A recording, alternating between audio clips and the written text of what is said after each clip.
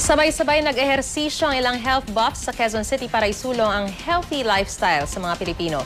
Mismo sa Department of Health Secretary Enrique Ona, nakisali rin sa isang dance exercise. May ulat on the spot si Lay Alves. Lay? Maris, masigla ang umaga kanina sa Quezon Memorial Circle dahil nagtipon-tipon ang mga kababayan nating nagsusulong ng healthy lifestyle. Nakiindak mismo si DOH Secretary Enrique Ona sa dance exercise. Isa raw itong masaya at libreng paraan ng ehersisyo. Meron ding mga nag-jogging at biking.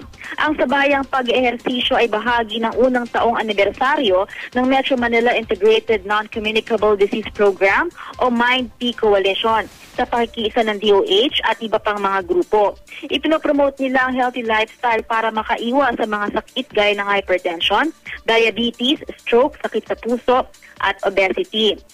Maris, may iwasan daw ang mga ito sa pamamagitan ng regular exercise, healthy diet, pag-iwas o moderate na alcohol intake at hindi paninigarilyo. Kailangan daw na iangat ang awareness ng mga Pilipino sa healthy lifestyle dahil madalas daw sa pagiging abala ay nakakaligtaan na ito. Aanhin daw ang yaman at tagumpay kung hindi naman malusog ang pangangatawan.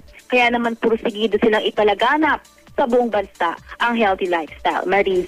Maraming salamat, Lay Alves.